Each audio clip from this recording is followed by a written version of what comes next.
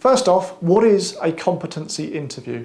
It is nothing more complicated than a well-prepared and planned interview where you ask questions based on what has the candidate actually done, what have they actually achieved, how have they gone about achieving that, rather than hypothetical questions such as, in this situation, what would you do? If I gave you this challenge, how would you undertake it? So dispel the myth, it's nothing more complicated than give me examples of when you have, rather than what would you do if.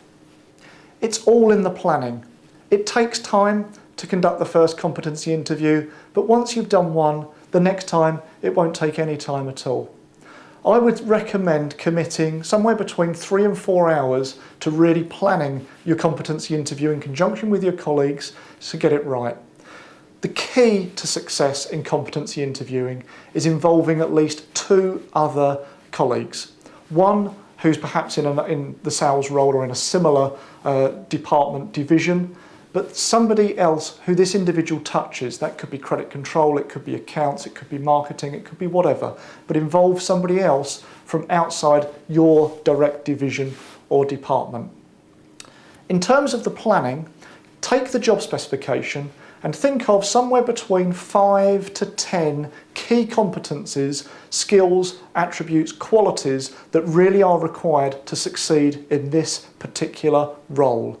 Make a list of them, get agreement from your colleagues that this is exactly what is required.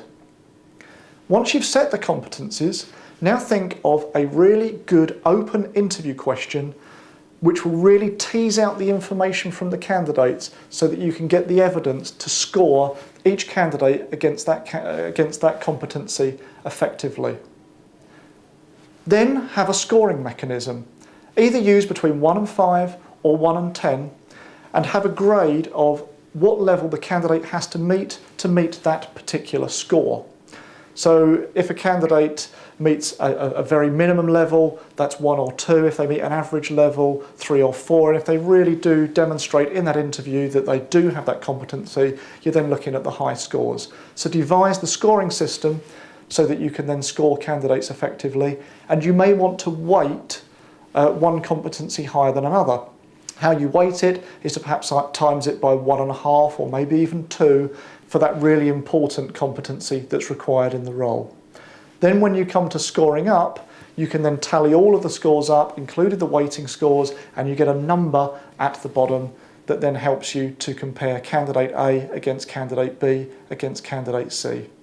Now we have constructed the list of competencies, we've devised an open question per competency. What we must now do is think of laddering questions for each of those competencies. And laddering questions are no more complicated than drilling the detail on the answer that the candidate gives. What is really important in competency interviewing, and I know it is so tempting, but you mustn't confer, you mustn't discuss applicants with colleagues that are involved in the recruitment process until all of the notes are written up, all of the scores are tallied together, and you get together in what's conventionally known as the wash-up, the meeting where you each discuss your views on each particular candidate, and you then start making effective decisions. You have the ability to influence your colleagues have the ability to influence you. Make sure it doesn't happen. The key is to make your own notes, they'll make their own notes, bring them together at the end, once you've scored each candidate up.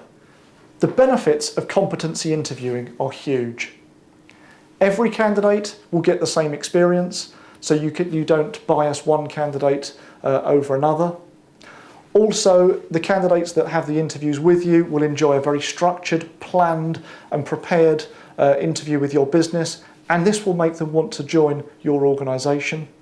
But also, we've all been there before where we've taken on somebody because their kid went to the same school as ours, or they supported the same football team, or they were interested in the American Civil War in the same way that I am, whatever it may be. By competency interviewing, you're scoring objectively one candidate against the other, and that gut feeling, whilst it's important, doesn't take over the entire recruitment process.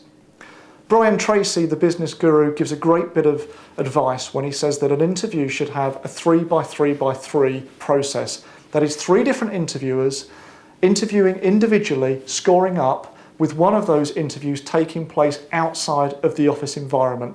If you conduct 3 competency interviews with each applicant in that way, you will make great recruitment decisions.